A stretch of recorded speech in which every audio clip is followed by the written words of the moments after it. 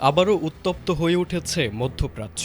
মাত্র ৯ মাসের মাথায় ইসরায়েল ও তার সহযোগী মার্কিন যুক্তরাষ্ট্র ইরানে হামলা চালিয়েছে। এবারের হামলায় নিহত হয়েছেন দেশটির সর্বোচ্চ ধর্মীয় নেতা আয়াতুল্লাহ আলী খামেনি সহ শীর্ষ কয়েকজন নেতা। কূটনৈতিক আলোচনার মাঝেই এমন হামলায় ইরানে আতঙ্ক বিরাজ করছে। তবে হামলার জবাবে একের পর এক ক্ষেপণাস্ত্র ছুড়ছে ইরান। ইসরায়েলের বাইরে যুক্তরাষ্ট্রের ঘাঁটিগুলোতেও প্রতিশোধমূলক হামলা চালানো হয়েছে। তবে প্রশ্ন উঠছে, দুই দেশের এই ভয়াবহ যুদ্ধ স্থায়ী হলে বাংলাদেশের অর্থনীতিতে কতটা নেতিবাচক প্রভাব পড়তে পারে।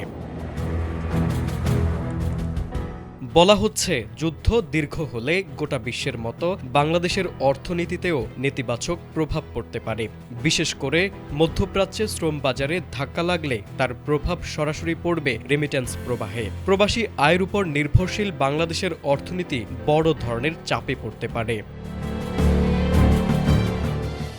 দুই দেশের এই উত্তেজনার প্রভাবে বৈশ্বিক তেল সরবরাহের অন্যতম গুরুত্বপূর্ণ রুট হরমুজ প্রণালীতেও অস্থিরতা তৈরি হয়েছে। উপসাগরীয় অঞ্চলের প্রায় ২০% তেল রপ্তানি এই নৌপথ দিয়ে হয়ে থাকে। যদি এই রুট বন্ধ হয়ে যায় বা চলাচল ব্যাহত হয়, তবে আন্তর্জাতিক বাজারে জ্বালানির দাম বেড়ে যাবে।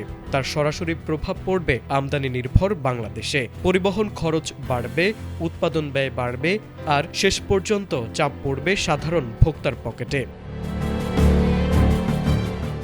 অন্যদিকে বাংলাদেশের ১.৫ কোটি প্রবাসীর বড় অংশ মধ্যপ্রাচ্যের বিভিন্ন দেশে বসবাস করছেন। যুদ্ধ পরিস্থিতি দীর্ঘায়িত হলে তাদের নিরাপত্তা হুমকির মুখে পড়তে পারে। কর্মসংস্থান অনিশ্চিত হলে দেশের রেমিটেন্স কমে যাওয়ার আশঙ্কা তৈরি হবে। একই সঙ্গে দেশে থাকা পরিবারগুলোর মধ্যেও বাড়ছে উদ্বেগ ও অনিশ্চয়তা।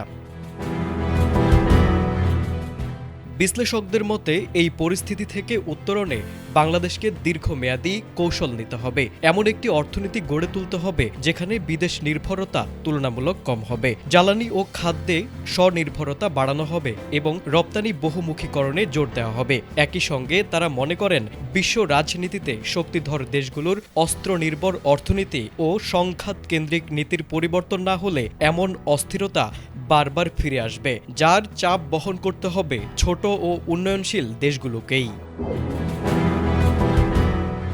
তারেক আজিজ, এটিএন বাংলা।